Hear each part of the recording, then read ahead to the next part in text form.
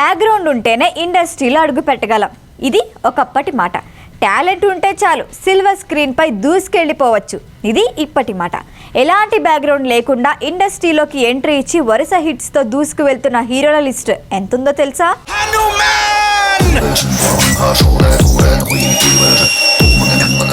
ఇండస్ట్రీలో నిలదొక్కుకోవాలి అంటే టాలెంట్ ఉన్నా కాస్త అదృష్టం ఉండాలి, అంతకు మించి బ్యాక్గ్రౌండ్ ఉండాలి అనేవారు. కానీ కొందరు హీరోలు ఎలాంటి బ్యాక్గ్రౌండ్ లేకుండా వచ్చి దూసుకెళ్ళిపోతున్నారు.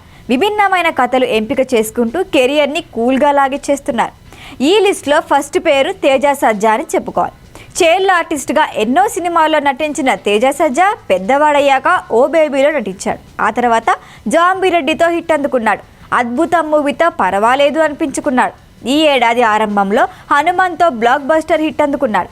త్వరలో మీరాయ్తో రానున్నాడు. జోష్ అనే సినిమాలో చిన్న పాత్రతో ఎంట్రీ ఇచ్చిన Siddhu Jonnalagadda Guntur Talkies Krishna and his లీలాలో నటించాడు. డీజే టిల్లు స్క్వేర్ సృష్టించిన సునామీ గురించి ప్రత్యేకంగా చెప్పుకోవాల్సిన అవసరం లేదు. త్వరలో టిల్లు క్యూబ్ మూవీతో రాబోతున్నాడు. నటనకే పరిమితం కాకుండా సొంతంగా స్టోరీలు, స్క్రీన్ ప్లే, డైలాగ్స్ రాసుకోవటం సిద్ధు ప్రత్యేకత. బంగారు బాబు అనే సినిమాలో చైల్డ్ ఆర్టిస్ట్గా కనిపించిన విశ్వక్సేన్ వెళ్ళిపోమాకేతో హీరోగా పరిచయం అయ్యాడు. ఈ నగరానికి ఏమైంది మూవీతో ఫాలోయింగ్ పెంచుకున్నాడు. ఫలక్ నామాదాస్ హిట్, అశోకవనంలో అర్జున కళ్యాణం, పాగల్, దాస్ కా దమ్కి, గామి ఇలా విభిన్నమైన కథలతో తనకు స్పెషాలిటీ ఏర్పరచుకున్నాడు. సొంతంలో చిన్న క్యారెక్టర్లో నటించిన అడవిశేష్ తన స్వీయ దర్శకత్వంలో కర్మలో నటించాడు.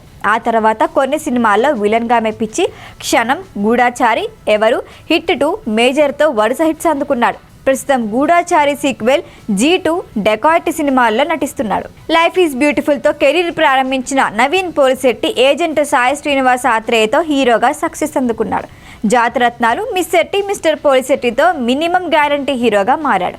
హ్యాపీ డేస్తో గుర్తింపు తెచ్చుకున్న నిఖిల్ యువతతో మెప్పించాడు. ఆ తర్వాత స్వామిరారా, కార్తికేయ, ఎక్కడికి పోతావు చిన్నవాడ, అర్జున్ సురవరంతో హిట్ అందుకున్నాడు. కార్తికేయ 2తో 100 కోట్ల క్లబ్లో చేరాడు. ప్రస్తుతం స్వయంభు కార్తికేయ 3లో నటిస్తున్నాడు.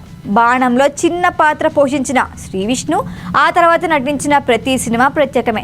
మెంటల్ మదిలో నుంచి రీసెంట్ ఓం భీమ్ బుష్ వరకు అన్ని విభిన్న కథలే.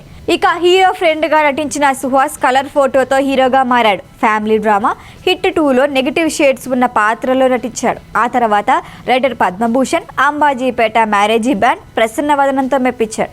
మరికొన్ని మూవీస్తో వచ్చేందుకు సిద్ధంగా ఉన్నాడు. మొత్తానికి టాలెంట్ ఉంటే చాలు, బ్యాక్గ్రౌండ్తో పని లేదు అని ప్రూవ్ చేస్తున్నారు వీళ్ళంతా. All the best heroes.